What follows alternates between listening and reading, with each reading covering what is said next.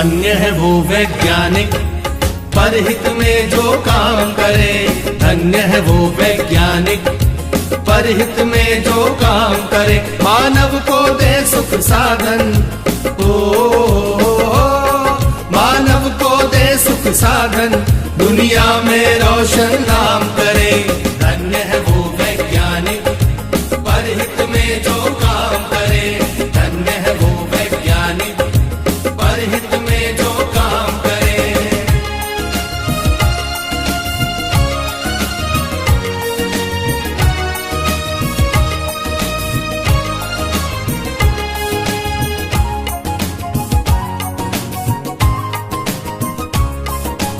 कभी सोच कर देखा है कि अपने पूर्वज कैसे थे। निर्जन बंद गुफाओं में जो हरदम छुप कर रहते। चेहऱ्यावरचं तेज हे तुमच्या अंतःकरणातल्या विचारांवर अवलंबून असतं। मनात आत्मविश्वास असला की चेहरा तेजस्वी दिसतो। मनात इतरांविषयी प्रेम असलं की चेहरा सात्विक दिसतो आणि मनात इतरांविषयी आदर असला चेहरा नम्र दिसतो। मनातले हे भाव माणसाला सुंदर बनवत असतात। असेच आजच्या या कार्यक्रमाचे प्रमुख व्याख्याते डॉक्टर प्रदीप पाटील साहेब, जे सहयोगी सदस्य आहेत अमेरिकन सायकोलॉजिकल असोसिएशनचे, मानसशास्त्र अभ्यास मंडळ शिवाजी विद्यापीठ कोल्हापूरचे सदस्य आहेत, रॉयल सोसायटी ऑफ हेल्थ लंडनचे ते सदस्य आहेत। गेली अनेक वर्ष या ठिकाणी आत्मविश्वास मिळवण्याचं प्रशिक्षण ते देत आहेत। आज आपल्यासाठी चला मुलांना तर्कशुद्ध विचार करायला शिकूया हा विषय घेऊन आपल्या समोर येत आहेत आजचे प्रमुख व्याख्याते माननीय डॉक्टर प्रदीप पाटील, प्रसिद्ध मानसोपचार तज्ञ आणि समुपदेशक। आदरणीय प्रदीप पाटील साहेबांना विनंती आहे आपण या ठिकाणी आपल्या व्याख्यानाला सुरुवात करा। सर्वप्रथम मी मंचावरचे सन्माननीय सदस्य, उपस्थित असलेले निमंत्रित या सर्वांचं मी इथे आभारी आहे आणि स्वागत करतो। माननीय कोल्हापूर जिल्ह्याचे न्यायाधीश जगताप सर इथे आहेत, मुल्ला सर आहेत आणि संस्थेचे सर्व पदाधिकारी आहेत। या सर्वांचा मी आभारी आहे की ते या कार्यक्रमाला आले आणि त्याचबरोबरीनं मी खरे आभार मानेन ते अर्थातच मेंगाने सरांचे। त्यांचं एकूण कार्यकर्तृत्व मला जवळून पाहायची इच्छा झाली आणि मला असं वाटलं की आपण इथे निश्चितपणे नव्हे तर 100% जायला पाहिजे आणि मी त्यांना म्हटलं की मी निश्चितपणे येणार आहे।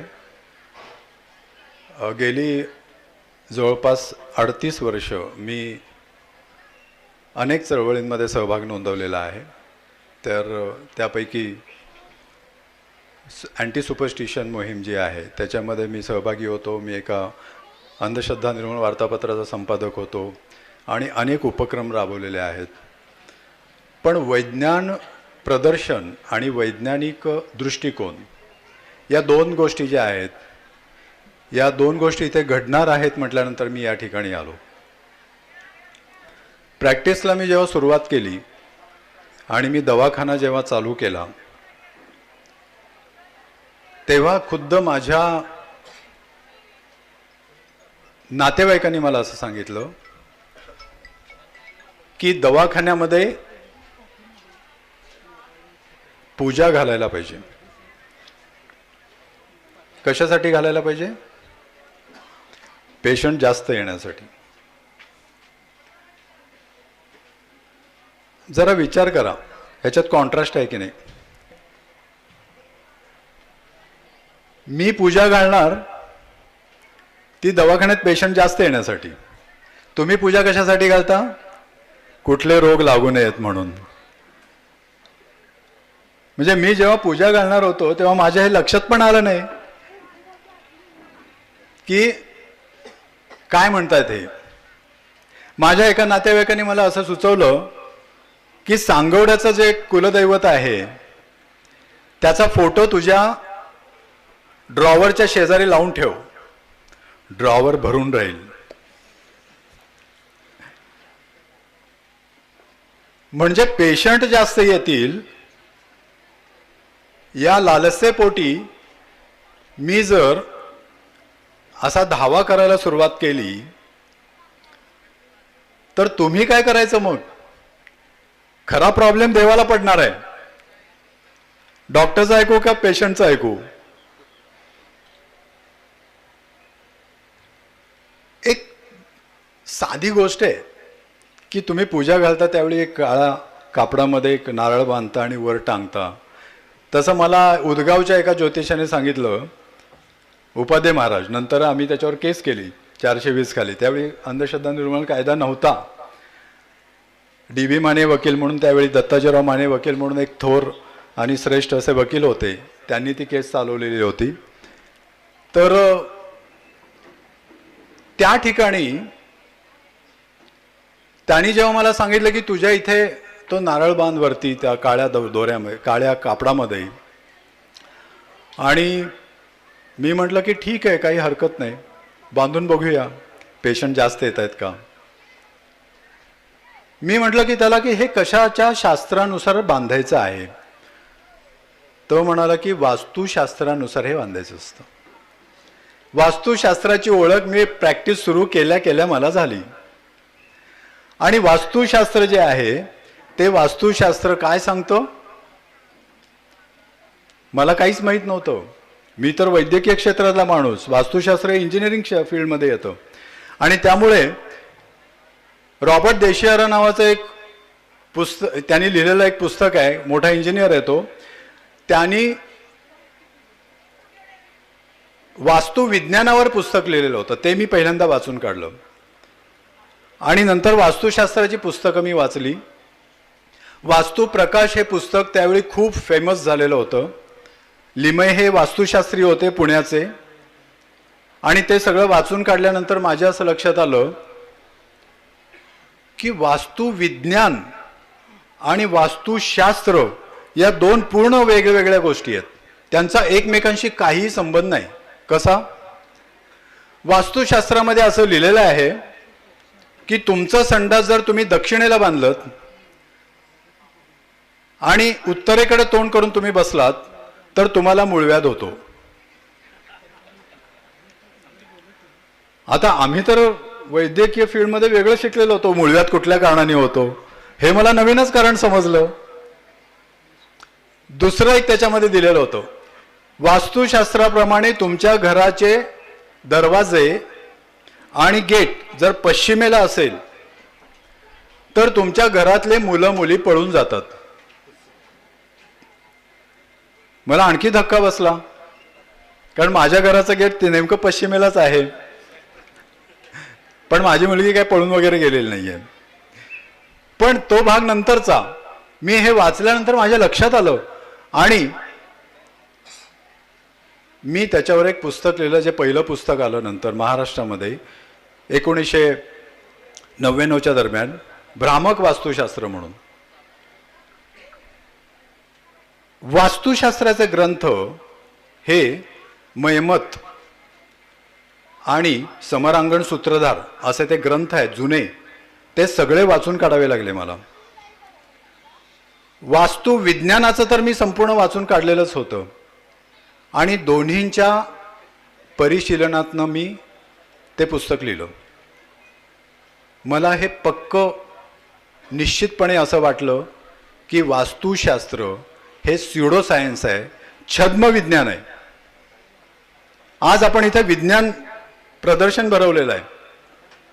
म्हणजे आत मी एका तिथे प्रयोग सादर करणाऱ्याला विचारलं की ज्या अर्थी तू हा प्रयोग केलेला आहेस आणि प्रयोग केल्यानंतर तुला असं दिसतंय की रक्त जे आहे ते रक्त निळं रक्त आणि लाल रक्त वर खाली होतं, तर मी साधा प्रश्न केला की कित्येक बुवा महाराज असं म्हणतात की हृदय आम्ही बंद पडलेलं दुरुस्त केलेलं आहे म्हणून.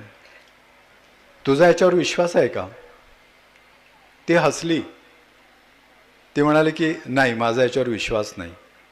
तिनं केलेल्या प्रयोगापेक्षा तिनं विज्ञानाबद्दल स्वीकारलेला दृष्टिकोन मला महत्त्वाचा वाटला, ज्याला वैज्ञानिक दृष्टिकोन म्हणतात.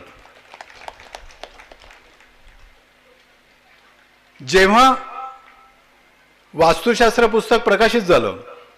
पुण्याचे एक सुप्रसिद्ध मंत्री बिल्डर्स आहेत, त्यांनी ते पुस्तक प्रकाशित केलं आणि डॉक्टर जयंत नारळीकर त्या ठिकाणी आलेले होते. तर त्या पुस्तक प्रकाशनानंतर त्यावेळी स्टार TV वर एक कार्यक्रम चालायचा शॉटगन शूट नावाचा. त्यामध्ये शत्रुघ्न सिन्हा हा त्या कार्यक्रमाचं सूत्रसंचालन करायचा. त्या कार्यक्रमामध्ये वास्तुशास्त्रावर बोलायला मला बोलवलं. हाफिज कॉन्ट्रॅक्टर म्हणून मुंबईचे मोठे टॉवर्स बांधणारे प्रसिद्ध असे बिल्डर आहेत, ते आलेले होते. एक वास्तुशास्त्री होता आणि मी होतो. त्या ठिकाणी शत्रुघ्न सिन्हा असं म्हणाला की मी बिहारमध्ये ज्या घरातनं आलो त्या घरामध्ये कुठलेही वास्तुशास्त्राचे नियम आम्ही पाळलेले नाहीत. वास्तुशास्त्राचे नियम जे आहेत त्याच्या विरोधात आमचं घर आहे. म्हणजे वास्तुशास्त्र म्हणतं की पूर्वेला तुमचं घराचं तोंड पाहिजे, वास्तुशास्त्र म्हणतं की उत्तरेकडे तुमची तिजोरी पाहिजे वगैरे वगैरे. मग आमच्या घरात हे असं काही नव्हतं. तरी देखील मी आणि माझा भाऊ आम्ही दोघेही बिहारमधून बाहेर पडलो. मी पुण्यात आलो, मी FTA मध्ये दाखल झालो. तिथे मी अभिनयाचं शिक्षण घेतलं आणि मी मोठा नट झालो. जर वास्तुशास्त्र असं म्हणत असेल की कुठल्या दिशेला तोंड करून संडासाला बसायचं आहे, तर ग्रामीण भागामध्ये लोक हातात तांब्या घेतात आणि शेतात जाऊन बसतात. त्यांना किती रोग व्हायला पाहिजेत. मी वैज्ञानिक दृष्टिकोनाविषयी बोलतोय. आपण हा वैज्ञानिक दृष्टिकोन आपल्यामध्ये निर्माण करतो की नाही हा खरा मुद्दा आहे. मध्य प्रदेशमध्ये काही महिन्यांपूर्वीच रुद्राक्ष महोत्सव झाला आणि या रुद्राक्ष महोत्सवामध्ये चेंगराचेंगरी झाली आणि ती चेंगराचेंगरी झाल्यानंतर त्या ठिकाणी 3 वर्षाचं मूल मेलं आणि 2 भाविक मेले. रुद्राक्ष गळ्यामध्ये हातामध्ये सगळीकडे आपण बांधतो का? ग्रंथात सांगितलंय म्हणून. सर्व धर्मामध्ये येते. मुस्लिम धर्मामध्ये त्याला मिसबाह म्हणतात किंवा रोजमेरी असं ख्रिश्चन धर्मामध्ये म्हणतात. जपमाळ हे हिंदू धर्मामध्ये म्हणतात, बुद्ध धर्मामध्ये म्हणतात. सर्व धर्मामध्ये या रुद्राक्षाचं महत्त्व पटवण्यात आलेले त्याच्या स्टोऱ्या सुद्धा आहेत. त्याची स्टोरी अशी आहे की ते कुठून तरी एका देवाच्या शरीरातून बाहेर पडलं किंवा अशा वेगवेगळ्या स्टोऱ्या आहेत. जेव्हा आपण ग्रंथ वाचतो तेव्हा आपण त्या ग्रंथाचं वाक्य न वाक्य प्रमाण मानायचं की नाही हा महत्त्वाचा मुद्दा आहे. ग्रंथातलं जेव्हा मी वाचतो तेव्हा ते ग्रंथातलं वाचन हे नेमकं काय सांगतं याला फूटपट्टी आणि मोजपट्टी लावायचीच जर असेल तर ती विज्ञानाची. रुद्राक्ष हे विज्ञानाप्रमाणे एक फळ आहे. इलिओकार्पस असं त्याला म्हणतात आणि इलिओकार्पस हे जे फळ आहे हे फळ निळ्या रंगाचं असतं आणि म्हणून ते निळ्या रंगाच्या देवाशी जोडलं गेलेलं असतं.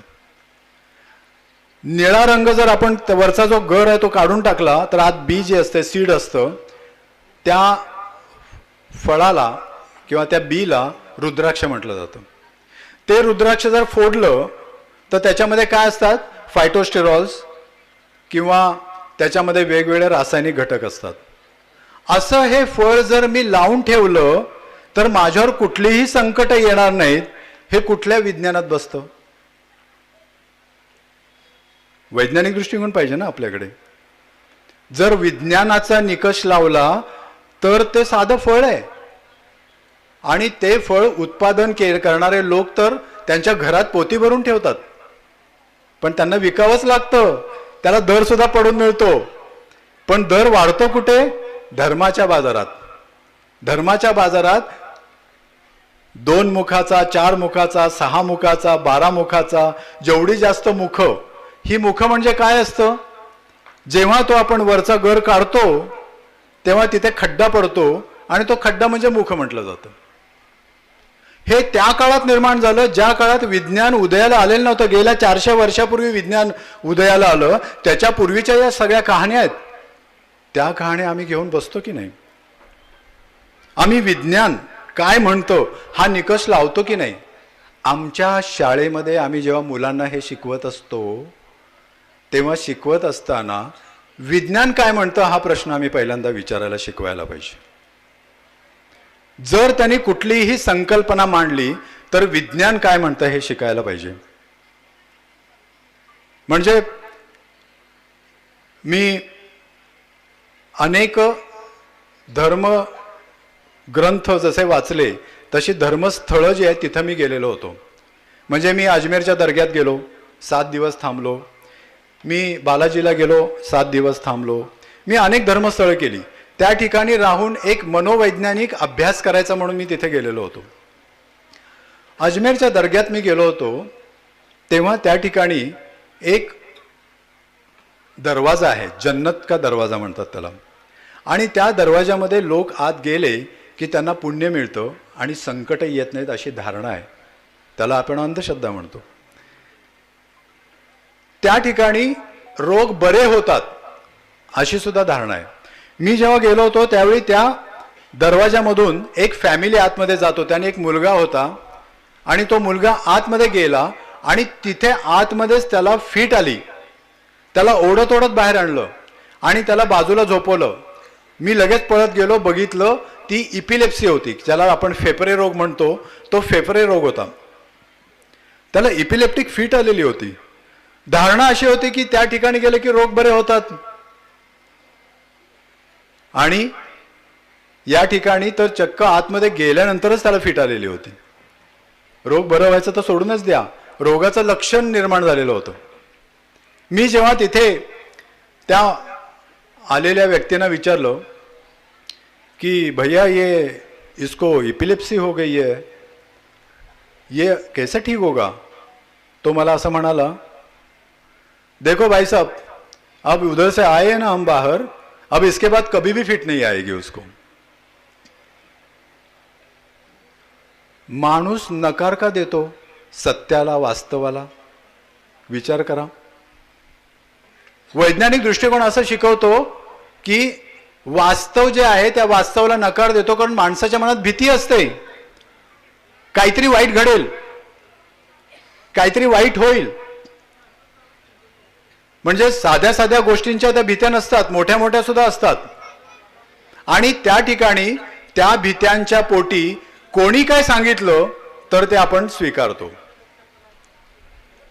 माझ्याकडे एक शिक्षक येतात दाखवायला नेहमी. ते असं सांगतात की माझं ब्लड प्रेशर आता कंट्रोलमध्ये आहे. मी म्हटलं का कंट्रोलमध्ये हो? नाही, कसं आहे, गोळ्या पण चालू आहेत, पण खरं कंट्रोलमध्ये. त्याचं कारण माझ्याकडे चुंबक बेड आहे आणि मी चुंबक बेडवर झोपतो आणि चुंबक चादर पण आहे, ती घेऊन झोपतो, म्हणून माझं ब्लड प्रेशर नियंत्रित आहे. मी त्यांना विचारलं की आणखी काय काय आहे? अहो, मूल होत नसेल तर चुंबक लंगोट सुद्धा आहे. आता माणूस, विज्ञान एकीकडे सांगतंय काय, नवसे कन्या पुत्र होती तर का करावा लागे पती, हे तुकाराम महाराजांनी सांगितलं. पण तरी सुद्धा आम्ही असं म्हणतो की नाही, हे चुंबक लंगोट वापरल्यानंतर मुलं होतात. वैज्ञानिक दृष्टिकोन हा तेव्हाच निर्माण होतो जेव्हा मी विज्ञान आणि वैज्ञानिक नियम हे मी पाळतो, स्वतःहून आचरणात आणतो तेव्हा. व्हॉट्सअप ग्रुपवर तर कित्येक अशा अंधश्रद्धा येत असतात. माझ्याकडे येणारे, मी हल्ली प्रत्येक पेशंटना म्हणतो, तुमच्यापेक्षा माझ्यापेक्षा तुम्ही डॉक्टर आहात, कारण तुम्ही व्हॉट्सअपवरनं शिक्षण घेतलेलं आहे. कारण ते मला उलट शिकवत असतात, डॉक्टर अमुक अमुक एक एवढा काढा किंवा चूर्ण खाल्लं ना रोग बरा होतो बरं का, तुम्ही सुद्धा ट्राय करा. म्हणजे आमचे गुरु आता वेगळे व्हायला लागलेले आहेत आणि त्यांची फौजच्या फौज तयार व्हायला लागलेली आहे.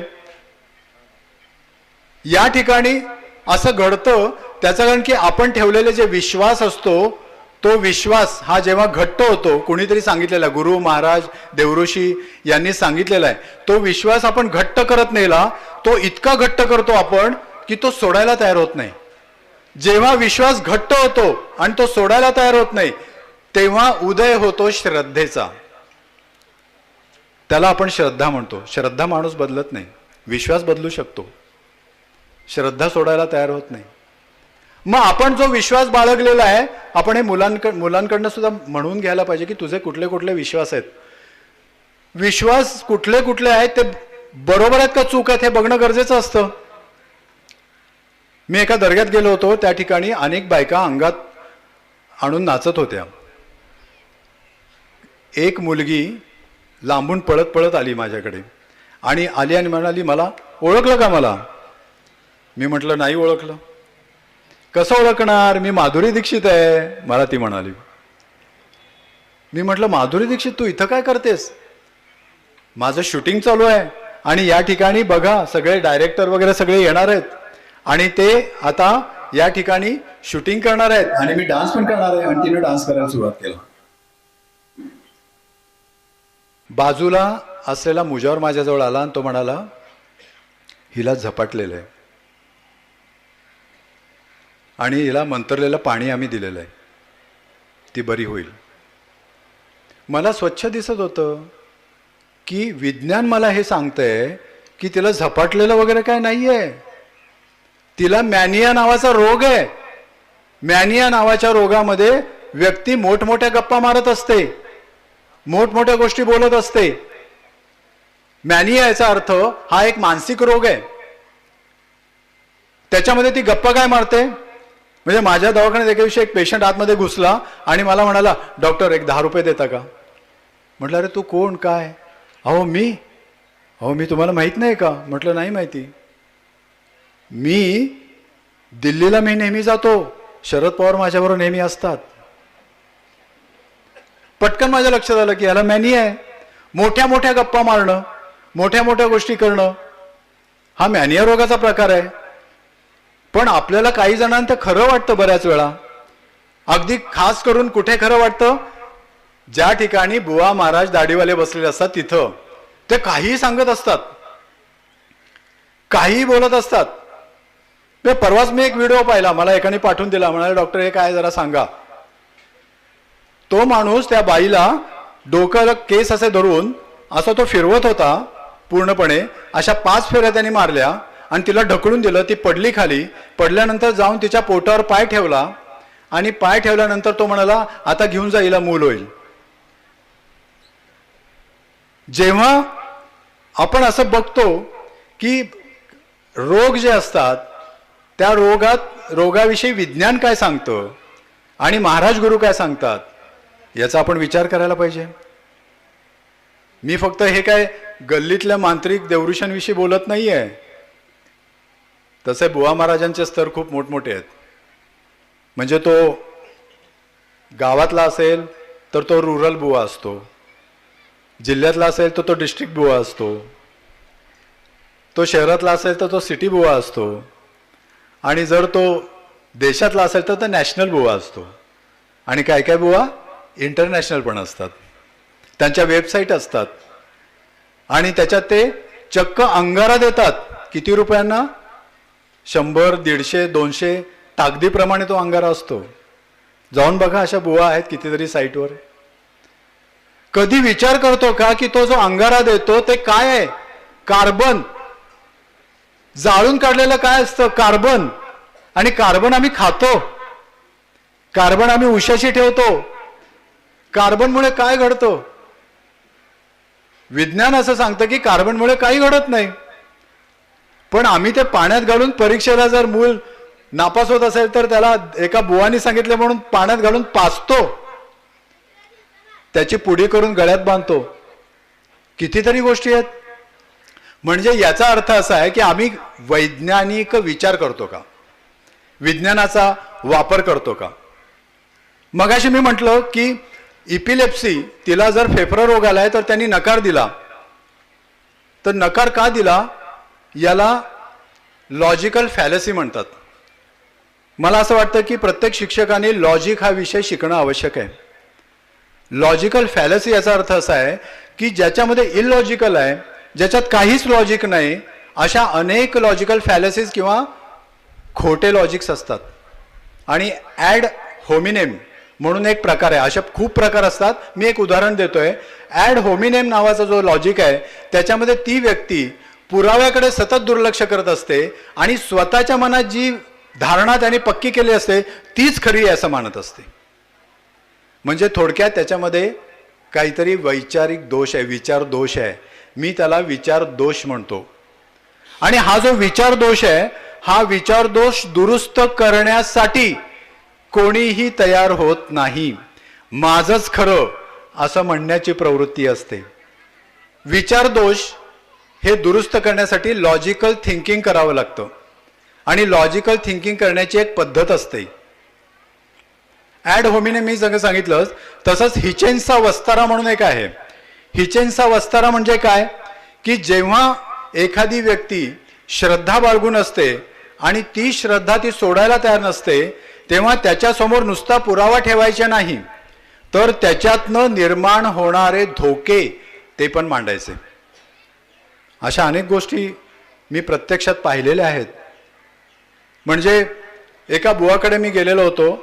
तो बुवा असं सांगायचा की जर तुम्ही अमावस्या आणि पौर्णिमा माझ्याकडे येऊन 5 वेळा केलं तर तुमच्या घरामध्ये शांतता तर नांदेल, शिवाय भरभरून मुलं होतील. त्या ठिकाणी तो बुवा काय करायचा, बाहेर नवऱ्यांना उभं करायचा, बायकोला आतमध्ये घ्यायचा, एका वेळी 3 बायका तो आतमध्ये घ्यायचा, दरबारामध्ये बसवायचा. तो त्या 3 बायका आणि तो असा चौघांचाच दरबार तो असायचा. आणि त्या दरबारामध्ये त्या बायकांना तो निर्वस्त्र व्हायला सांगायचा. त्यांना सांगायचा मी अमुक देवाचा अवतार आहे असं तो सांगायचा. आणि त्या ठिकाणी त्यांच्यावर चक्क तो बलात्कार करायचा. अव्याहतपणे असं 1.5-2 वर्ष चाललेलं होतं. त्या जेव्हा महाराजाच्या विरोधात तक्रार गेली, आम्ही SP-नं जाऊन भेटलो आणि मग तक्रार दाखल केली, तेव्हा त्यानं असं मुलाखतीत सांगितलं की मी माझ्याकडे आलेल्या लोकांची नावं जर मी उघड केली की कोण कोण बायका स्त्री आल्या त्या खानदानी घरातल्या वगैरे, तर महाराष्ट्रात खळबळ माजेल. वैज्ञानिक दृष्टिकोनाचे 3 तेरा वाजवण्यासाठी हे लोक बसलेले आहेत. पण तिथं बाहेर उभं राहणाऱ्या नवऱ्यांच्या डोक्याचं काय, त्यांच्या डोक्यातला वैज्ञानिक दृष्टिकोन कुठे गेलाय? वास्तव आहे हे. त्याच्यामध्ये लॉजिक काय आहे, विचार काय करता तुम्ही, हा विचार दोष आहे. आणि मग विचार दोष आणि अवैज्ञानिकपणा हे दोन्ही एकत्र आले की अवैज्ञानिक दृष्टिकोन निर्माण होतो, ज्याला अनसायंटिफिक टेम्परामेंट असं म्हटलं जातं. विद्यार्थ्यांना शिकवताना आपण हे आवर्जून लक्षात घ्यायला पाहिजे. मी एका शाळेत गेलो होतो व्याख्यानाला, आणि त्या ठिकाणी एक मुलगी उभी राहिली आणि ती म्हणाली, डॉक्टर तुम्ही सांगताय ते ठीक आहे, पण तुम्ही म्हणताय ना आत्मा वगैरे काय नाही आहे, माझ्या शरीरात आत्मा येतो. म्हटलं ठीक आहे, आपण प्रयोग करूया, तू काय करतेस? तर ती म्हणाली मी प्लॅनचेट करते. प्लॅनचेट म्हणजे काय, तर एक वाटी ठेवायची किंवा एक भांडं उपडं ठेवायचं, त्याच्यावर बोट ठेवायचं, आणि बोट ठेवल्यानंतर आत्म्याला बोलवायचं त्या वाटीमध्ये पूजाविधी करून, आणि मग आत्मा त्या वाटीत आला, कुणाचाही आत्मा, तो वाटीत आला की वाटी फिरायला लागते, बाजूला ABCD लिहिलेलं असतं. प्रश्न विचारायचे, मला नोकरी मिळेल का? S वर गेलं की तुम्हाला नोकरी मिळणार. हे प्लॅनचेट आहे. हे आज सुद्धा घराघरामध्ये चालतं. या प्लॅनचेटला आत्मा बोलवला जातो.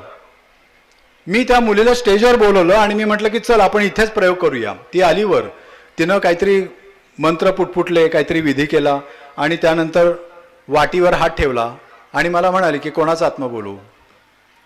मी म्हटलं इंदिरा गांधीचा आत्मा बोलव. इंदिरा गांधीचा आत्मा बोलवला तिने, आणि वाटी थोडी हल्ली. म्हणाली बघा वाटी हल्ली, आता इंदिरा गांधी आलेल्या आहेत त्या वाटीमध्ये. म्हटलं छान, मस्त. आता पहिला प्रश्न मी विचारतो, इंदिरा गांधींचा पहिला लोकसभेचा निवडणुकीचा विजय कोणत्या साली झाला? वाटी हल्ली नाही. म्हटलं दुसरा प्रश्न विचारतो, इंदिरा गांधींच्या नवऱ्याचं नाव काय? वाटी हल्ली नाही. तिला अशी अपेक्षा होती की माझा दवाखाना चालेल का, पेशंट बरे होतील का, मला सगळं व्यवस्थित चालेल का, सुरळीत चालेल का, मला प्रमोशन मिळेल का, असे प्रश्न तिला आजपर्यंत विचारले जायचे. तिच्या घरी दरबार भरायचा, असे प्रश्न विचारायचे. असा प्रश्न कोणी विचारलेलाच नव्हता. वाटी का नाही हल्ली? साधं मानस विज्ञान आहे त्याच्या मागे. मुळात असा आत्मा वगैरे काही नसतो. आत्मा वाटीत येण्याचा प्रश्नच नव्हता. तिला जेवढी माहिती होती तेवढ्या माहितीच्या आधारेच ती स्वतःहून स्वसंमोहनाच्या आधारे, स्वसंमोहन म्हणतो त्याला वैद्यकीय भाषेमध्ये ऑटोकायनेटिक इफेक्ट म्हणतात. ऑटोकायनेटिक इफेक्टमध्ये ती स्वतःच आपण सूचना देतो स्वतःला आणि वाटी हलवतो, पण दिसताना असं दिसतं की वाटी आपोआप हलायला लागलेली आहे. अशा ऑटोकायनेटिक इफेक्टचा ती बळी होती. तिला उत्तरं देता येत नव्हती. साधं विज्ञान वापरतो आपण, त्याच्या मागचं तंत्र काय, विज्ञान काय म्हणतं हे आपण वापरतो, पण विज्ञान आणि वैज्ञानिक दृष्टिकोन याच्यामध्ये फरक असतो. कित्येक वैज्ञानिक हे अवैज्ञानिक वागतात. तुम्ही आता नुकतंच पाहिलं असेल, नारळ फोडून उड्डाण करायचं. कशाचं? अग्निबाणाचं. नारळ फोडण्याचा आणि अग्निबाणाचा काय संबंध? असा नारळ कित्येक वेळा फोडलं, कित्येक वेळा ते अग्निबाण वर गेलेच नाहीत, मग त्या नारळाची ताकद गेली कुठे? एक साधा प्रयोग आपण करायला पाहिजे. एका वैज्ञानिकाने तर असं वाक्य केलं व्हायरल की जिथे विज्ञान संपतं तिथं अध्यात्म सुरू होतं. माझं म्हणणं आहे, जिथं विज्ञान संपतं तिथं बोंधुगिरी सुरू होते. तिथं अध्यात्म वगैरे काय नसतं, सगळा तो गोंधळ आहे. जेव्हा अशा पद्धतीनं वैज्ञानिक सुद्धा बोलतात तेव्हा ते विज्ञानाचे प्रयोगच करत असतात, पण मग ते अवैज्ञानिक कसे होतात? साधारणपणे त्यांच्याकडे, जसं मी मगाशी म्हटलं, लॉजिकल फॅलसी असते. त्याचं शिक्षण कुठल्याही शाळेत मिळत नाही. तिथं ते वैज्ञानिक लॉजिकल फॅलसीमध्ये अडकलेले असतात. माझं असं म्हणणं आहे की शाळांमध्ये वैज्ञानिक दृष्टिकोन आणि लॉजिक याचं शिक्षण देण्यात यावं आणि ते सुरुवातीपासून देण्यात यावं. जेव्हा या दोन गोष्टी एकत्र येतील तेव्हा त्याला असं म्हणतात रॅशनॅलिटी, विवेकवाद, रॅशनल थिंकिंग. रॅशनॅलिटीचा अर्थच असा आहे, ही कन्सेप्ट आपल्याकडे अजूनही आलेली नाहीये, आपल्याकडे याचा विचार केला जात नाही, पण आपल्याकडे हा विचार पूर्वी केलेला होता, पण त्यांना मारून टाकण्यात आलं. जसं की उदाहरणार्थ चारवाक परंपरा आहे. चारवाक परंपरा ही वेदांच्या काळातली परंपरा. चारवाक काय म्हणतो? यावत जीवेत सुखम जीवेत ऋणम कृत्वा घृतम पिबेत भस्मीभूतस्य देहस्य पुनरागमन कुतः. याचा अर्थ काय? जगायचं असेल तर याच जीवनात तुम्ही संपूर्ण जगून घ्या. पुनर्जन्म नाही, पुन्हा कुठलाही जन्म नाही. मी माझ्या व्याख्यानांमध्ये नेहमी म्हणतो, मला कुणीही सांगा की माणूस मेल्यावर कुठे जातो? हात वर करतात. वर काय? स्वर्ग. मग पुढचा प्रश्न असा असतो की तुम्हाला कुणी सांगितलं वर स्वर्ग आहे? तुम्ही स्वतः बघितलेला आहे का? स्वतः अनुभव घेतला आहे का? स्वतः प्रयोग केलेला आहे का? तुम्ही जर स्वर्गात गेला तर इथं कसे काय आला असतात? साधा प्रश्न आहे. पण आपण आपसुकपणे वर जातो. असा हात वर, आपसुकपणे वर जाणं, याला असं म्हणतो ऑटोमॅटिक थिंकिंग. ऑटोमॅटिक थिंकिंग म्हणजे काय? ऑटोमॅटिक थिंकिंग म्हणजे लहानपणापासून तुमच्यावर जे संस्कार झालेले आहेत, आपण मुलांवर जे संस्कार करतो ते संस्कार हे आपोआप रुजलेले असतात, रुजत जातात आणि ते घट्ट होतात. त्याला ऑटोमॅटिक थिंकिंग म्हणतो आपण. म्हणजे यावत जीवे सुखम जीवेत ऋणम कृत्वा घृतम पिबेत, ह्या देह भस्मीभूत होऊन जाणार आहे, याचं काही राहणार नाहीये, पुनरागमन होणार नाहीये. तेव्हा तुम्ही कुठल्या तरी अशा पारलौकिक, कुठेतरी आकाशातल्या अशा कल्पना आम्हाला सांगू नका, असं चारवाकांनी त्यावेळी सांगितलेलं होतं. ही परंपरा आहे. चारवाक हे दर्शन आहे. षडदर्शनापैकी एक दर्शन, नास्तिक दर्शन ज्याला समजलं जातं, ते चारवाक दर्शन आहे. सांख्य दर्शन आहे, लोकायत दर्शन आहे, ज्यांनी देवावर सुद्धा प्रश्न उपस्थित केले. हे आपल्या संस्कृतीमध्ये घडून गेलेलं आहे. जर हे घडून गेलं असेल तर आम्ही प्रश्न विचारायचं का सोडून दिलं? हाच महत्वाचा टप्पा आहे. प्रश्न विचारायला पाहिजेत. सॉक्रेटिस हा प्रश्न विचारण्याचा उद्गाता समजला जातो. सॉक्रेटिस असं म्हणतो, जगात असाच कुठलाही प्रश्न नाही की ज्याला उत्तर आहे. त्याला म्हणायचं असं होतं की उत्तराला सुद्धा प्रश्न असतो. कारण जर मी उत्तर दिलं तर उत्तराला सुद्धा प्रश्न विचारतो हे खरं कशावरून किंवा याला पुरावा काय. त्यामुळं संपूर्ण प्रश्न आणि उत्तरं ही जी असतात ही अनएंडिंग असतात. पण प्रश्न विचारत राहायला पाहिजे. विज्ञान कशातनं उदयाला आलं? प्रश्न विचारल्याचमुळे. म्हणजे मी जेव्हा मेडिकल कॉलेजला होतो तेव्हा माझ्या उशाला कवटी आणि हाडं अशी असायची अभ्यास करण्यासाठी, कारण कधीही झोप यायची आणि मी झोपायचो. त्यामुळं कोणाची कवटी होती कोणाच ठाऊक ती, म्हणजे कुठल्या तरी एखाद्या माणसाची असेल, त्याचे कोणाची हाडं होते ती पण माहिती नव्हती, पण ती सगळी माझ्या बेडवर पडलेली असायची अशी इकडे तिकडे. मग मी जाग आली की परत कवटी काढायची, त्याचं तपासायचं, बघायचं. परीक्षा असेल त्या दिवशी तर कायम हातात कवटी असायची. पण मला कधी हा प्रश्न पडला नाही की अरे ही कवटी कुठल्या तरी व्यक्तीचा आहे, तिचा आत्मा माझ्या अंगामध्ये येईल, मला छळेल. बॉडी डिसेक्ट करत असताना त्या बॉडी डिसेक्शनच्या वेळी कधी हा प्रश्न पडला नाही की बॉडी डिसेक्ट केल्यानंतर आतनं काहीतरी येईल. अशी एक प्रसिद्ध स्टोरी शाळकरी मुलांमध्ये फेमस असते. आत्म्याची एक खरी करणारी गोष्ट आहे. एका माणसाला काचेच्या पेटीत ठेवलं आणि तो मेल्यानंतर काच फुटून काहीतरी वर गेलं. ही एक फेमस स्टोरी आहे जी पूर्ण अवैज्ञानिक आहे. म्हणजे प्रश्न विचारून त्याला उत्तर शोधणं हे जेव्हा सुरू केलं की ही कवटी कोणाची आहे, या कवटीमध्ये काय आहे, हे प्रश्न विचारणं सुरू केलं तेव्हा विज्ञानाचा उदय झालाय.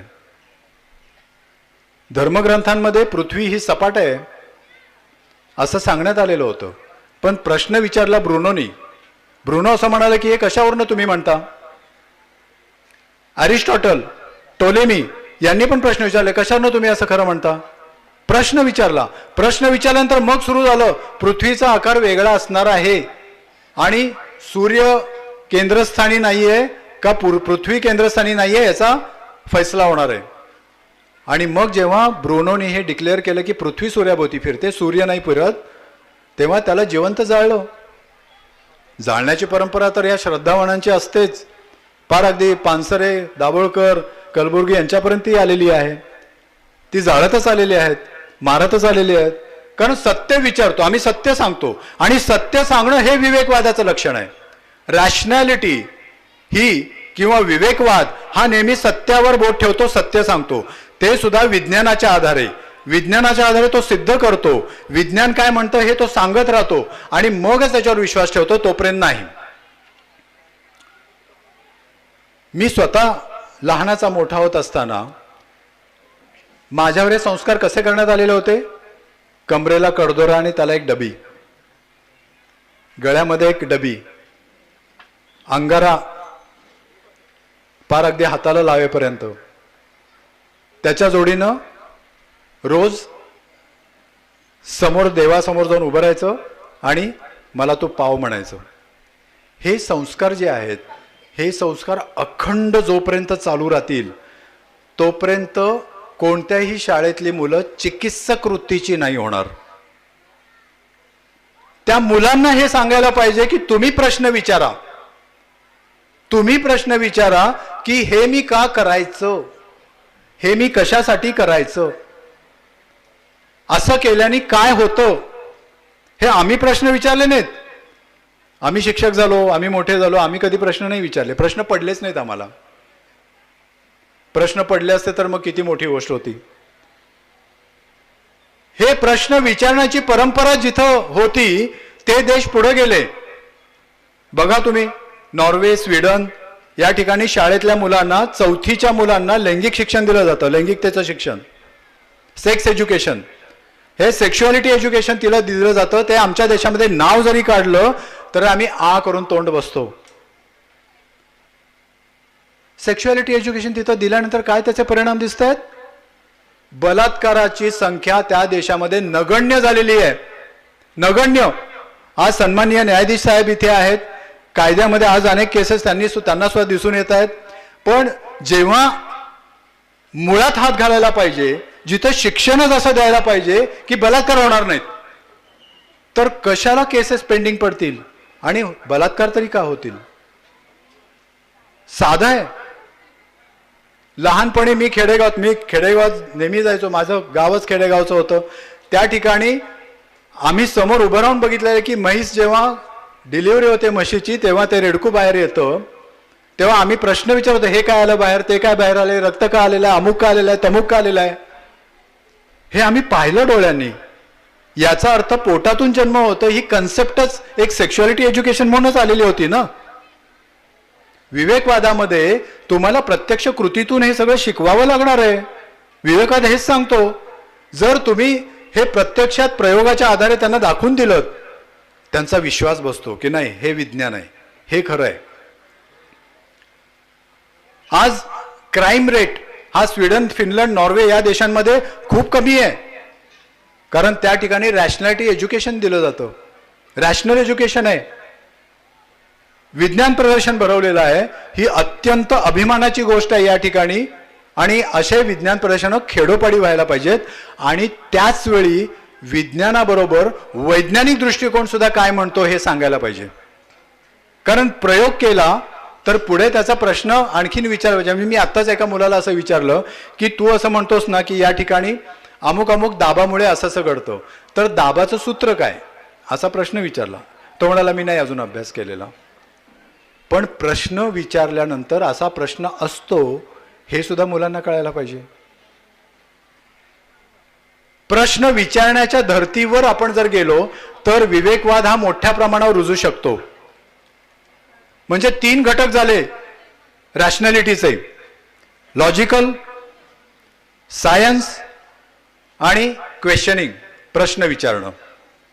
आणि चौथा भाग म्हणजे अर्थातच कुठली गोष्ट सायंटिफिक आहे आणि कुठली अनसायंटिफिक आहे याचा विचार करणं.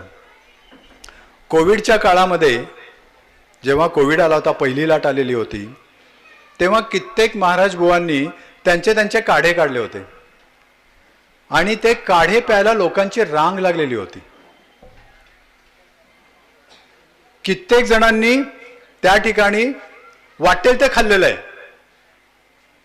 गोमूत्रापासून ते अनेक गोष्टी त्यांनी प्यालेल्या आहेत. मग गोमूत्राचा संबंध खेडेगावात प्रत्येकाचा रोजच असतो. पण त्यावेळी लोक घाबरलेले होते, जीव वाचवायचा म्हणून वाटेल ते खात होते. ते एक वेळ मी मान्य करेन की घाबरल्यामुळे ते करत होते. पण आत्ता सुद्धा आता काही केसेस कोविडच्या सापडलेल्या आहेत, कोल्हापूर जिल्ह्यात सापडले, सांगलीमध्ये सुद्धा सापडलेल्या आहेत. आता कोविड सुरू होत आहे. आता जेवण नावाचा एक नवीन व्हायरस आलेला आहे, आत्तापासून व्हॉट्सअपवर सुरू झालेला आहे. हा काढा प्या, तो काढा प्या, हे घ्या, ते घ्या, सुरू झालेलं आहे. आणि मला एकाने पाठवून विचारलेलं आहे, हा काढा डॉक्टर तुम्ही पण घ्या, तुमच्याकडे पेशंट आले तर तुम्ही तेवढे वाचाल आणि आम्हाला तुम्ही प्रिय आहात. आता त्याचं कौतुक करावं की त्याला 2 हाणावे, काही कळायचा मार्ग नाही. प्रश्न असा आहे की जेव्हा आम्ही सायंटिफिक टेम्परामेंट हा विचारतो, म्हणतो, तेव्हा विज्ञान आणि खोटं विज्ञान काय म्हणतं हे आम्हाला सांगता यायला पाहिजे. आणि असं खोटं विज्ञान भरपूर आहे, खरं विज्ञान नाही. मला सांगा की जेव्हा ग्रंथामध्ये सांगितलेलं असं म्हटलं जातं तेव्हा आपण ग्रंथ ते वाचायला जातो का? कित्येक स्त्रिया वेगवेगळे मंत्र म्हणतात आणि पठणाला बसतात, काही अध्याय ते पुटपुटतात. एका अध्यायामध्ये असं म्हटलेलं आहे, आता त्या स्त्रियांना अर्थ माहीत नसतो, पण त्या अध्यायामध्ये असं म्हटलेलं आहे की जी स्त्री नवऱ्याचं ऐकणार नाही ती पुढच्या जन्मी लांडोर होईल. आणि ती जोरजोरात पुटपुटत असते तो श्लोक. ती काय बडबडते तिचं तुला सुद्धा माहित नसतं. त्या श्लोकाचा अर्थ तरी माहिती करून घ्या. त्या श्लोकामध्ये काय म्हटलं ते बघा. आपण आपल्याला सांगतोय मी लांडोर झाली तर चालेल म्हणून. म्हणजे हा कळस असतो. तुम्हाला माहितीये पुण्यामध्ये कित्येक पंत्रपठणाला आणि ते अध्याय पठणाला बसलेल्या स्त्रिया लाखोनी बसलेल्या असतात. त्याचा अर्थ माहितीये कधी? संस्कृत तर शब्द सोडून द्या, जेव्हा असं माहीत नसतं, अज्ञानापोटी आपण करत असतो, तेव्हा विज्ञानाची गोष्ट आपल्याला कळत नाही. खूप कठीण आहे. मुलांना आपण विज्ञान आणि अविज्ञान शिकवणं ही गोष्ट कठीण आहे. पण याच्यासाठी तुम्ही जर वर्कशॉप्स घेतलेत, तुमच्या शाळेत जरी वर्कशॉप घेतला तर मी स्वतः यायला तयार आहे. विज्ञान काय, अविज्ञान काय, विवेक काय, अविवेक काय, याच्यावर आम्ही एक वर्कशॉपच तयार केलेलं आहे. मुलांसाठी विवेक कसा निर्माण करायचा याच्यासाठी 1 दिवसाचा संपूर्ण वर्कशॉप आम्ही तयार केलेला आहे. त्यांना प्रश्न विचारायला कसं शिकवायचं, कोणते प्रश्न विचारायचे आणि कोणतं विज्ञान आहे कसं शोधून काढायचं याचं आम्ही प्रशिक्षण देतो. हे जर तुम्हाला जर शक्य झालं तर तुमच्या शाळेमध्ये तुम्ही ते ठेवू शकता. मुद्दा फक्त एकच आहे की तुम्ही जेव्हा मुलांना शिकवता तेव्हा शिकवत असताना बुद्धिमत्तेशी त्याचा किती संबंध आहे याच्याशी काही संबंध नसतो. तुम्ही जे सांगता ते किती खरं आहे वैज्ञानिक आहे याच्याशी जास्त संबंध असतो. आता आम्ही IQ टेस्ट घेतो, वेगवेगळ्या टेस्टमध्ये विद्यार्थ्यांची बुद्धिमत्ता तपासतो. केवळ बुद्धिमत्ता नाही तर रॅशनॅलिटी पण तपासतो आणि रॅशनल आणि इररॅशनल ह्या दोन्ही गोष्टी आम्ही तपासत असतो. आम्हाला असं आढळून आलेलं आहे की सामान्य बुद्धिमत्ता असलेली विद्यार्थिनी किंवा विद्यार्थी हा वैज्ञानिक दृष्टिकोन व्यवस्थित निर्माण करू शकतो, त्याच्यामध्ये निर्माण होऊ शकतो. हेच आपल्याला या रॅशनॅलिझममधून दाखवून द्यायचं आहे. जेव्हा मी गेली आता जवळपास 30 वर्ष या चळवळीमध्ये काम करतोय, जवळपास 250-300 बुवा मी आजपर्यंत पकडलेले आहेत. यापैकी आता सुद्धा काही केसेस सुरू आहेत कोर्टामध्ये. आमच्यावर काही केसेस टाकण्यात आलेले आहेत बुवांकडनं. मला सुद्धा हायकोर्टात आणि याच्यात जाऊन बसावं लागतं. या ठिकाणी आमच्यावर त्या केसेस आहेत. पण कायद्याने तुम्हाला नमवता येऊ शकेल, पण तुमच्यातला वैज्ञानिक दृष्टिकोन नष्ट नाही करता येणार. म्हणून तुम्हाला नमवण्यासाठी जर कुठली तंत्र वापरली जात असतील तर ती झुगारून देणं इतपत बळ तुमच्यामध्ये पाहिजे, तर तुम्ही उत्तम शिक्षक होऊ शकाल. म्हणजे मला नेहमी असं वाटतं की मला मारण्याच्या सुपाऱ्या सुद्धा देण्यात आलेल्या आहेत गुंडांना जेव्हा मी बुवा पकडत होतो त्यावेळी.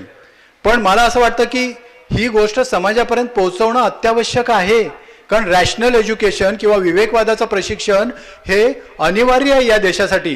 कारण या देशामध्ये मोठ्या मोठ्या व्यक्ती सुद्धा असं म्हणतात की विमानं आमची त्या काळी होती. आता तर त्यांनी इंडियन नॉलेज सिस्टीमच्या नावाखाली अनेक गोष्टी आणलेल्या आहेत की सगळंच आमच्या ह्याच्यामध्ये होतं. काल मी पोस्ट वाचली, AM आणि PM याचा अर्थ काय, 10 AM 11 AM याचा अर्थ काय तुम्हाला माहिती आहे, AM आणि PM. तर AM आणि PM हे पाश्चात्यांनी इथून चोरलेलं आहे आणि ते संस्कृतमध्ये AM आणि PMचा अर्थ आहे असं म्हणून त्याचा खाली एक संस्कृत श्लोक लिहिलेला आहे. जर एवढं सगळं चोरलेलं आहे तिकडं पाश्चात्यांनी, तर आमचा देश एवढा मागे का, हा साधा प्रश्न आहे. आणि ते देश एवढे पुढे का गेले. जरी समजा चोरून पुढे गेले तर त्यांनी चोरले, तर तुम्ही चोरत असताना काय करत होतात, तुम्ही काय झोपा काढत होतात का. तुमचे ग्रंथ हजर आहेत ना, अजून सुद्धा शोधून काढा ना त्या ग्रंथात. आता याच्या पुढे काय अजून आहे ते तरी आत्ता सांगा, लगेच विज्ञानात प्रगती होईल. एखादा शोध लागल्यानंतर ग्रंथ धुंडाळायचे आणि नंतर मग म्हणायचं हे आमच्या ग्रंथात होतं बरं का. अहो पण काय तुमच्या ग्रंथात आहे जे पुढे शोध लागणार आहेत अजून ते तरी काढा. म्हणजे अजून आपण दुसऱ्या सौरमालेवर पोहोचू शकत नाहीये अशी आपण अजूनही यानं बनवलेली नाही आहेत. बघा, ग्रंथ उघडून बसा, त्याच्यात बघा कुठले श्लोक आहेत का, आणि ते तुम्ही शोधून काढून सांगा की तिथे जातील म्हणून. हे असं वापरा तुम्ही करून, हे तंत्र वापरा म्हणून. म्हणजे शेवटचा मुद्दा येतो, तो मुद्दा असा की सरळ सरळ खोटं बोलणे आणि फेक न्यूज देणे हे तंत्र विवेकवादाला संपवण्यासाठी वापरलं जातं. विवेकवाद, रॅशनॅलिटी संपवण्यासाठी सरळ सरळ फेकायण सुरू होतं. आम्ही एक सर्वे घेतलेला होता. त्या सर्वेमध्ये व्हॉट्सअपवरची एकूण येणारी माहिती देणारी, इन्फॉर्मेटिव्ह माहिती देणारी जी काही पोस्ट असतात, त्या पोस्टपैकी जवळपास 70% पोस्ट ही फेकूगिरीची असतात, पूर्णपणे फेकली गेलेली असतात. 30% सुद्धा कुठेतरी 15% ते 10% हे अगदी व्यवस्थित विज्ञान समजावून सांगितलेलं असतं. मग फेसबुक असेल, व्हॉट्सअप असेल, ट्विटर असेल, कुठलंही असेल, कुठलंही तुम्ही सोशल मीडिया घ्या. जर एवढं असेल तर 70% ही फेकूगिरी चालू आहे, तर त्याला आपल्याला आळा घालायला नको का? त्याच्याविषयी आपण सजग व्हायला नको का? आणि आपण हे सजग होणं म्हणजेच विवेकवादी होणं आहे. विवेकवाद हा विचारांचा भाग आहे आणि विचार हे आपल्या मनातून येतात. मनातून येतात तर मनाविषयी सुद्धा एक अंधश्रद्धा आहे. मन आजपर्यंत कुणाला सांगता आलेलं नाही. मन दिसत नाही, मन कोणी सांगू शकत नाही. खरं तर हे संपूर्ण खोटं आहे. मन किंवा माइंड याची व्याख्या सहज सोपी करता येते. मन म्हणजे तुमच्या मेंदूनं कुठल्याही क्रियेला दिलेली प्रतिक्रिया म्हणजे मन. आणि या मनात काय येतं? विचार, समजुती, भावना, बुद्धिमत्ता, दृष्टिकोन, हे सगळं मनामध्ये येतं. याला मन म्हणतात. म्हणजे function of brain is a mind, अशी साधी व्याख्या आता न्यूरोसायन्सेस यांनी तयार केलेली आहे. याला कॉग्निटिव्ह सायन्सेस असं म्हणतात. आपल्याकडे याची कदाचित कल्पना नसेल, पण कॉग्निटिव्ह सायकोलॉजी हे फील्ड आता खूप मोठ्या प्रमाणावर विकसित होत चाललेलं आहे आणि त्याच्यामध्ये ह्या सगळ्या गोष्टी क्लिअर होत चाललेल्या आहेत. जर असं असेल तर मनाविषयी गूढता बाळगायचं काही कारण नाही. तुम्ही तुमच्या मनात आलं किंवा तुमचं मन नाराज झालं म्हणजे तुमचे विचार, भावना, दृष्टिकोन आणि समजुती यांच्यावरच परिणाम झाला, दुसरं काही घडलेलं नाही आहे. आणि हे जे मन आहे, या मनातूनच या भावना सगळ्या निर्माण होत असतात. मेंदूमध्ये लिंबिक सिस्टीम नावाचा एक भाग असतो. या लिंबिक सिस्टीममधून भावना निर्माण होतात. म्हणजे हे सुद्धा विज्ञानाने शोधून काढलेलं आहे. एकदा रॉजर स्पेरी नावाचे न्यूरोसर्जन होते. ते ऑपरेशन करत होते मेंदूवर. पेशंट डोळे उघडे ठेवून ते बघत होता समोरच्या स्क्रीनवरचं. आणि मेंदूच्या याला त्यांनी एक सुई लावली एका भागाला. सुई लावल्यानंतर तो रुग्ण जोरजोरात हसायला लागला. तेव्हा रॉजर स्पेरीनं लक्षात आलं की तिथं जर असं काहीतरी धक्का दिला किंवा उद्दपित केलं की हसू येतं, आनंद होतो. आनंद होतो म्हटलं, पुन्हा त्यांनी टच केलं, पुन्हा तो हसायला लागला, पुन्हा टच केलं, हसायला लागला. मग त्यांच्या लक्षात आलं की हसण्याचं केंद्र आहे मेंदूमध्ये. आणि मग त्याच्यानंतर तेच केंद्र उद्दपित करणारं एक रसायन पण आलं, नायट्रस ऑक्साईड, लाफिंग गॅस म्हणतात त्याला. त्याचा वास जर घेतला तर माणूस दिवसभर हसत बसतो, कारण ते केंद्र, त्या केंद्रावरच ते काम करतं. विज्ञानाने शोधून काढलेलं आहे. जो रडत असेल त्याला द्या तुम्ही तो गॅस, बसेल हसत तो. म्हणजे विज्ञान तुम्हाला हसवू शकतं थोडक्यात, असा त्याचा अर्थ आहे. पण हे आपण समजून घ्यायला पाहिजे. समजून घेतलं तर ते आपल्याकडून होईल. म्हणजे जसं मी कॉग्निटिव्ह सायकोलॉजीबद्दल सांगितलं, तसंच सायकियाट्री पण आहे. म्हणजे मनाचे रोग आहेत. जे बुवा महाराज वाटेल ते दावे करत असतात, ते बुवा महाराज जे अतिंद्रिय शक्तीचा दावा करतात, जे बुवा महाराज भूत, प्रेत, चेटू, करणी, चेटकूळ, भानामती असं आहे म्हणतात, जे बुवा महाराज हे असं सांगतात की एक परामानस शक्ती आहे आणि ती तुम्हाला गव्हर्न करत असते, ते सर्व बुवा महाराज हे मानसिक रुग्ण आहेत. मी स्पष्टपणे हे सांगू शकतो, ते मानसिक रुग्ण आहेत. कारण त्यांना विविध मानसिक रोग जडलेले आहेत. उदाहरणार्थ आपण घेऊया शिझोफ्रेनिया, छिन्न मनस्कता आपण म्हणतो. छिन्न मनस्कता काय आहे? छिन्न मनस्कतामध्ये त्याला भास होतात त्या रोग्याला. त्याला असं वाटतं कोणीतरी हसते माझ्याकडे बघून. त्याला असं वाटतं कोणी नसताना मागे तो एकदम मागे वळतो आणि जोरात ओरडायला लागतो, जा जा जा म्हणून. तो आकाशाकडे बघतो आणि म्हणतो, चल मी तुझ्याकडे येणार आहे नंतर, आता येऊ नकोस असं म्हणत असतो. कुठेही मंदिर दर्ग्यामध्ये जा, तुम्हाला असं दिसतील असे बडबडणारे लोक. ज्यांना भास होत असतात त्यांना हॉल्युसिनेशन्स असं म्हणतात. हॉल्युसिनेशन्स, इल्युजन, डिल्युजन असे प्रकार आहेत जे भ्रमामध्ये मोडतात. आणि हे जे भ्रम आहेत हे भ्रम या शिझोफ्रेनिया रोगामध्ये मोठ्या प्रमाणावर दिसून येतात. त्याच्यापैकी पॅरानॉइड शिझोफ्रेनिया म्हणून एक प्रकार आहे. पॅरानॉइड म्हणजे संशयी वृत्तीचा, ज्याच्यामध्ये संशय वाटत असतो, त्याला नेहमी संशय. माझ्याकडे एक पेशंट यायचा, तो मला म्हणायचा, डॉक्टर माझ्या बायकोचं कुठेतरी अफेअर सुरू आहे. मग मी घरातल्या सगळ्यांना बोलवलं आणि त्यांना विचारलं, तर अहो तो येडा आहे हो, त्याला काय कळत नाही. बायको जेव्हा कपडे काढायला जेव्हा जाते ती बाहेर, तेव्हा त्याच्या पुढच्या बाजूला एकदा त्यांनी बघितलं एक माणूस उभा होता आणि हा तिथं नेमका गेला. ती बाई तिकडे बघत होती आणि तो पण हिच्याकडे बघत होता आणि त्यानंतर हिने कपडे काढून ती निघून आली. आता एकमेकांकडे बघणं म्हणजे काय, आता अफेअर सुरू झालं की काय. पण ह्याला वाटलं अफेअर सुरू झालं, पण ह्याला पॅरानॉइड शिझोफ्रेनिया होता, म्हणजे त्याला मानसिक रोग होता. आणि त्यानंतर त्यांनी बायकोला मारलं आणि रोज सुरू केलं त्यानं, तुझं अफेअर सुरूच आहे म्हणून. असं जेव्हा घडतं तेव्हा असं समजा बायकांनो की तुमचा नवरा हा डिरेंज्ड आहे, त्याला ताबडतोब सायकियाट्रिस्टकडे घेऊन जा.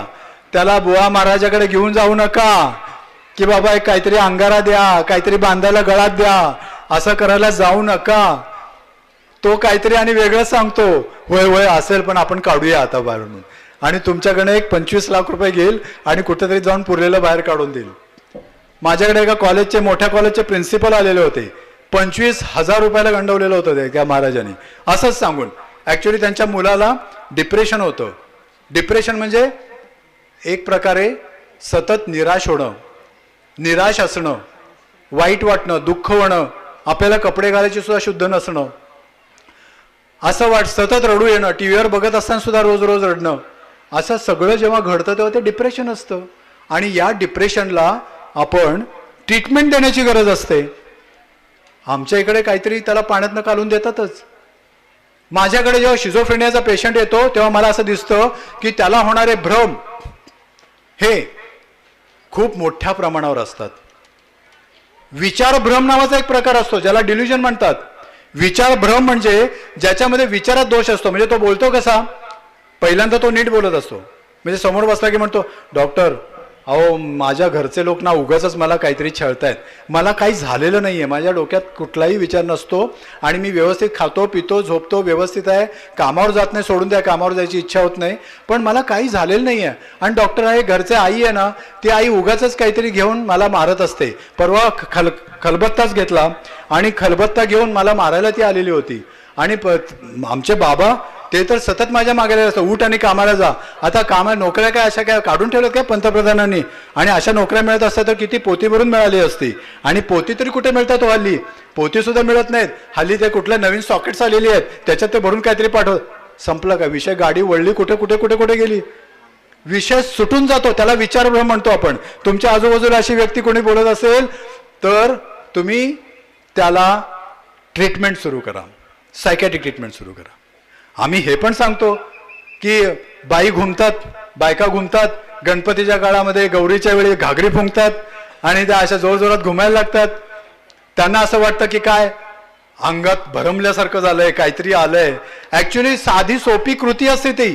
जेव्हा ती फुकून फुकून फुकून फुकून कार्बन डायऑक्साईड वायू सोडते त्या घागरीमध्ये, तेव्हा नाक पण तिथंच असतं आणि ऑक्सिजनच्या ऐवजी पुन्हा कार्बन डायऑक्साईडच आत जायला लागतो. कार्बन डायऑक्साईड आत गेला गेला गेला तर ऑक्सिजन नाही म्हटल्यानंतर काय भरमल्यासारखं नाही होणार, काय काय भूत येणार, काय आत्मा येणार. एवढं साधं विज्ञान आम्ही बघत नाही. हे सगळे मनाचे खेळ आहेत, तो मानसिक खेळ आहेत. आणि याच्याकडे तुम्ही मनाचे खेळ म्हणून बघायला शिका.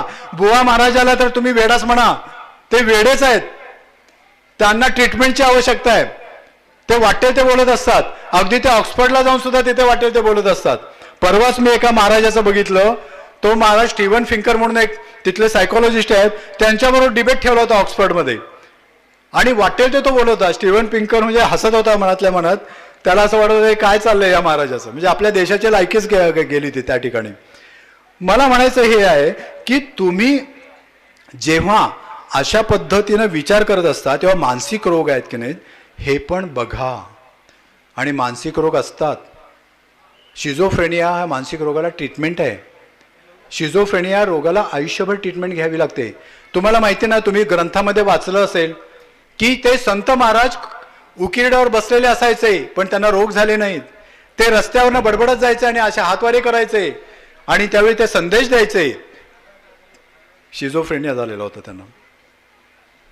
आणि असा शिझोफ्रेनिया ज्याला होतो तो काहीतरी विचित्र बोलतो म्हणून आपण जाऊन नमस्कार करतो.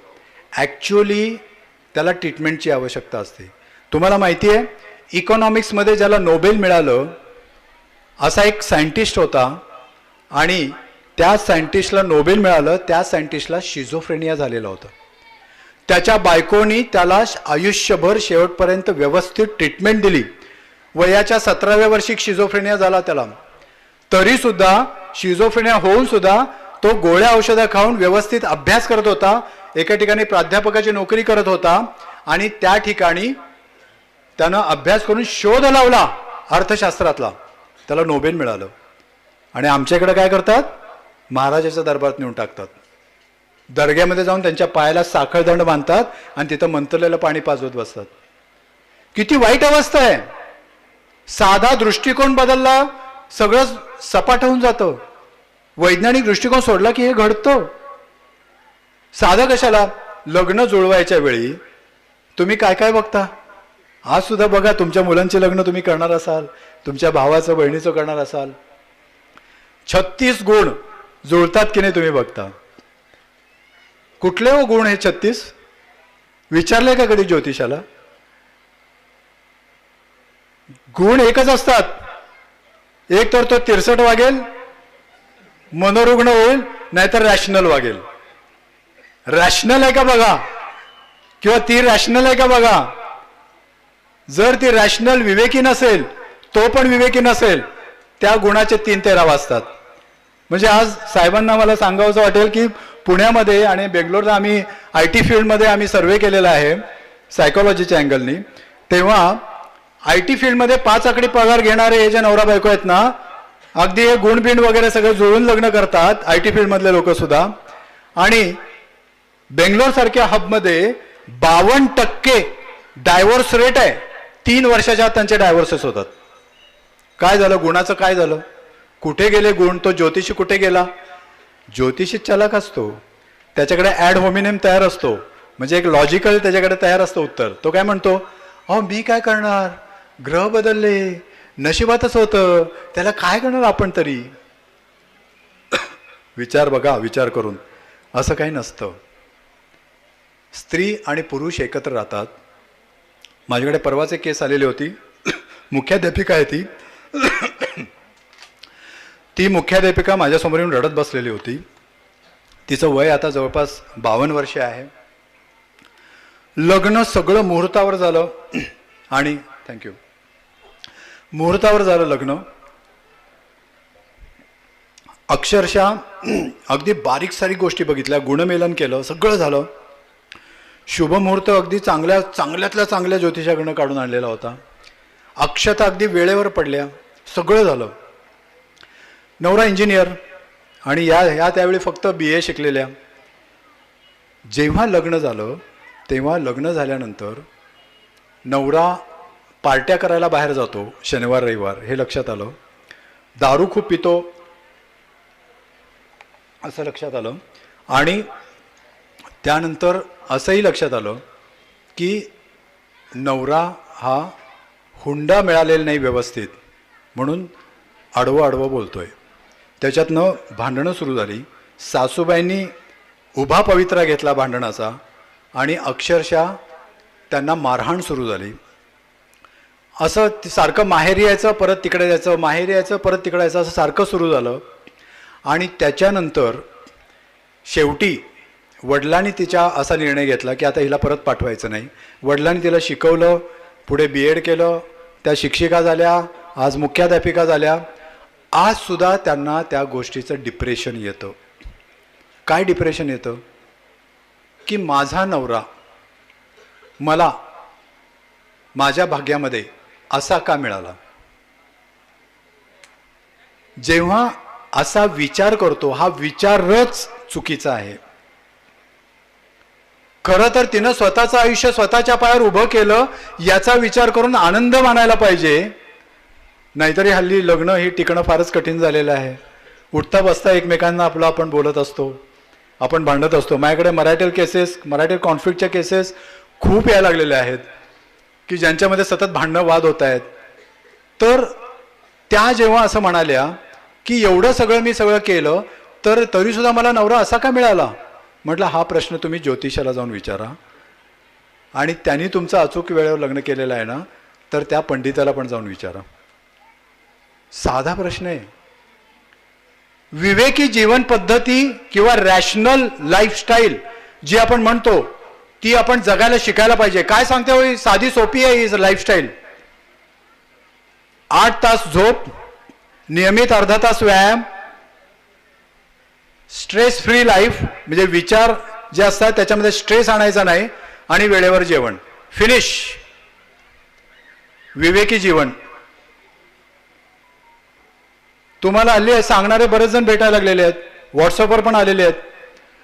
जेवल्यानंतर पाणी प्यायचं नाही, जेवल्यानंतर 2 तासांनी पाणी प्यायचं.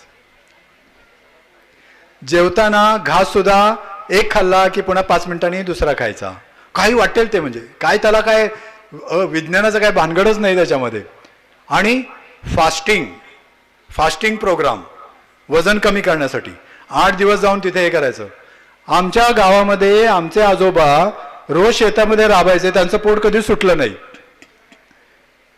24 तास राबायचे ते आणि दणकून खायचे. फास्टिंग वगैरे भानगड नव्हती त्यावेळी. हे फॅडं आत्ता जी नवा एक वर्ग तयार झालेला आहे ना, ज्याच्याकडे पैसा खुळखुळतो त्यांच्याकडे ही फॅडं आलेली आहेत. जाऊन वाकून कामं करण्याची वृत्ती नाही, सगळं खात, ते सुद्धा फास्ट फूड खात, टीव्ही समोर आपल्या चकाट्या पेटत बसणे आणि वर म्हणणे ह्या महाराजांचा फास्टिंग प्रोग्राम खूप मस्त असतो बरं का, 8 दिवसात वजन कमी झालं. वाटेल ते.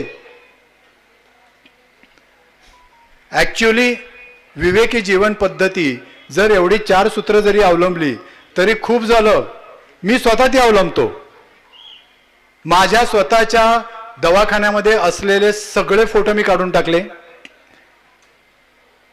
आणि पेशंट येऊ नयेत याच्यासाठी मी मनात विचार करतो, तो विवेकी विचार आहे. कारण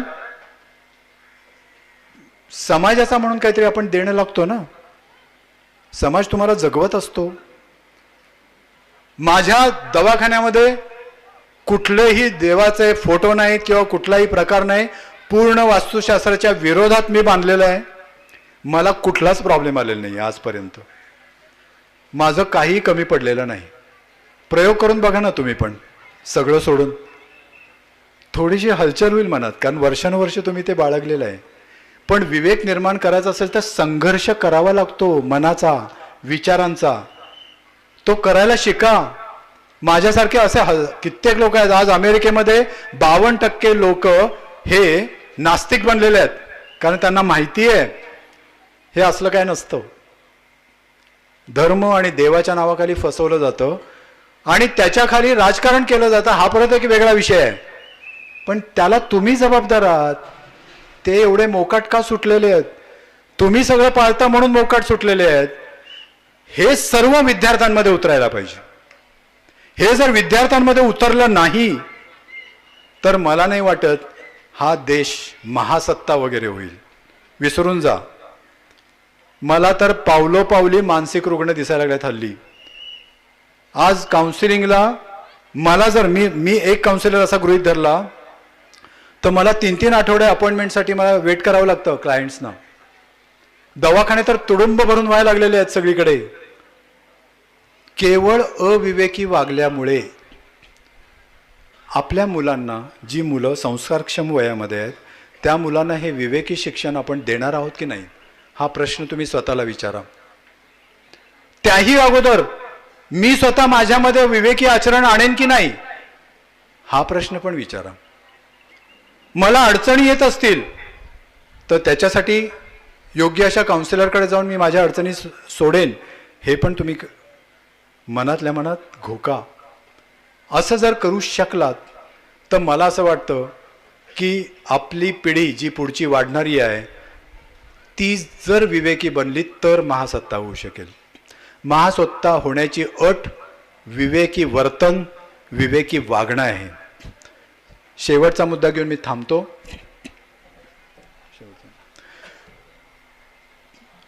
वागणं किंवा वागायचं कसं हा एक प्रश्न असतो. मग वागायचं कसं? वागणं तरी शिकवा आम्हाला, कसं वागायचं ते. मी त्याच्यावर पुस्तकच लिहिलं आहे, वागावे कसं आहे म्हणून.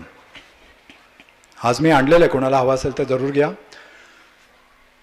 आपण कुठल्याही गोष्टीला प्रतिक्रिया देताना आपण गप्प बसतो. आपल्याला पटत नसतं तरी गप्प बसतो. म्हणजे तो खोटं बोलतोय तरी गप्प बसतो, आपण बोलत नाही. हे वागणं कसलं झालं? भिडस्त. नवरा नीट वागत नाही, गप्प बसतो. सासूबाई काहीतरी बोलतात, गप्प बसायचं. हे भिडस्त वागणं म्हणतो आपण. याला पॅसिव्ह बिहेवियर म्हणतात किंवा पॅसिव्ह इंटरॅक्शन म्हणतो आपण.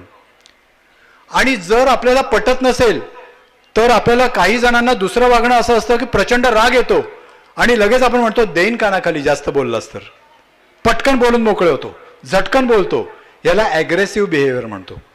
भिडस्त आणि आक्रमक हे वागण्याची पद्धती आपण वापरत असतो. ही पद्धती आदिम पद्धत आहे. रानटी काळामध्ये जंगलात राहणारा माणूस सुद्धा वाघ समोरून आला, एकतर तो भिवून पळून जायचा, नाहीतर तो सरळ आक्रमण करायचा, दगड फेकून मार किंवा काहीतरी कर असं सुरुवात करायचा. याला आपण म्हणतो की पॅसिव्ह अँड ॲग्रेसिव्ह बिहेवियर. हे वागणं असतं आपलं. काय काय वेळा आपण तिसरं पण एक वागणं करतो. एकाच वेळी आपण भिडस्त पण वागतो आणि आक्रमक पण वागतो. म्हणजे कसं? बॉसचा आपल्याला राग आलेला आहे, बॉस आपल्याशी नीट वागत नाही आहे, वाटेल तसं बोलतोय. मग बॉसने सांगितलं आपल्याला की अमुक एक फाईल घेऊन ये जा. आपण जायचं आणि फाईल हातात ठेवून बसायचं, जायचंच नाही लवकर. चिडू दे जरा, लागू दे त्याला, माझ्याशिवाय चालतंय का, फाईल हलते का, त्याला जरा कळू दे. म्हणजे एकीकडे तोंडावर बोलायचं नाही, ते भिडस्त, आणि दुसरीकडे गेल्यावर आक्रमक. आता मी त्याला चिडवतोच, आक्रमक. असं तिरसट वागणं असतं. हा तिसरा प्रकार असतो. म्हणजे भिडस्त, आक्रमक आणि तिरसट, ॲग्रेसिव्ह, पॅसिव्ह असं दोन्ही त्याच्यामध्ये असतं. ही तिन्ही वागणी चूक असतात. तुम्ही वागायला पाहिजे ॲसर्टिव्ह. ॲसर्टिव्ह म्हणजे आत्मविश्वासपूर्ण आणि विवेकी वागणं. त्याचे टेक्निक्स असतात आणि ती टेक्निक शिकून घ्यावी लागतात.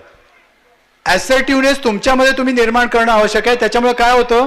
कुठलीही गोष्ट तुम्हाला पटत नसेल, रुचत नसेल, आवडत नसेल तर त्याला तुम्ही शांत चित्तानं व्यवस्थित तोंड देऊन त्याचा तुम्ही बिमोड करू शकता. असं करायला शिकायला पाहिजे. पळून जाऊन किंवा एकदम चिडून काही होत नाही. चिडलं तर काय होतंय? ब्लड प्रेशर वाढतंय, डायबिटीस का वाढत चाललेला आहे, बीपी का वाढत चाललेला आहे, स्ट्रेस, ताण. आणि हा जो स्ट्रेस आहे, हा स्ट्रेस दिवसेंदिवस वाढत चालल्यामुळे त्या रोगांना नावच दिलेलं आहे लाईफस्टाईल डिसीजेस, जीवनशैलीचे रोग. तो कुठल्या जंतूमुळे होत नाही, तो कुठेतरी आपटलं पडलं म्हणून होत नाही. तुमची जीवनशैली ताणाची झाली आहे म्हणून तो रोग होतात. स्ट्रेसमुळे, ताणामुळे.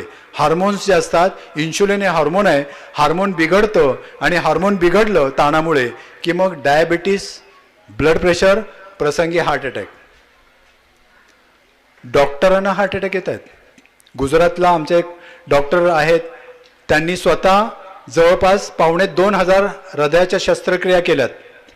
त्यांना एके दिवशी रात्री 2 वाजता छातीत दुखायला आलं, ICU मध्ये ॲडमिट केलं. सगळ्या चाचण्या केल्या, सगळं नॉर्मल. आणि पुन्हा घरी गेले. घरी गेल्यानंतर हार्ट अटॅक आला आणि गेले. कसं काय? रात्रंदिवस हा माणूस केवळ ऑपरेशन थिएटरमध्येच, बाहेरच यायचा नाही. हार्मोनची चेकिंग कुठे झाली? स्ट्रेस कुणी मोजला? स्ट्रेस नाही मोजला. हे सायकोलॉजिस्टचं काम आहे. ही नुकतीच घडलेली घटना आहे गुजरातमधली. म्हणजेच याचा अर्थ वागणं तुमचं विवेकी बनवायचं असेल तर ॲसर्टिव्हनेस ट्रेनिंग हे घेणं आवश्यक आहे. आणि हे ॲसर्टिव्हनेस ट्रेनिंग जे आहे हे जर तुम्ही घेतलं तर तुम्ही स्ट्रेसमधून तर बाहेर पडालच, पण तुमची जीवनशैली अतिशय नेटकी करू शकाल. हे सगळे सायकोलॉजीचे ट्रेनिंग प्रोग्राम्स आहेत. सायकोलॉजी आपल्या शहरात पोचलेली नाही, ग्रामीण भागात तर पोचायचं खूपच अवघड. ते या निमित्तानं मला इथे पोचवता आलं. अनेक गोष्टी तुमच्यासमोर मला सांगता आल्या आणि तुम्हीसुद्धा शांतपणे ते ऐकलं. त्याबद्दल मी खरोखर तुमचा मनपूर्वक आभारी आहे. आणि पुन्हा एकदा संयोजकांचे आणि मेंगाणे सरांचे मी आभार मानतो आणि या ठिकाणी तुमची रजा घेतो. धन्यवाद.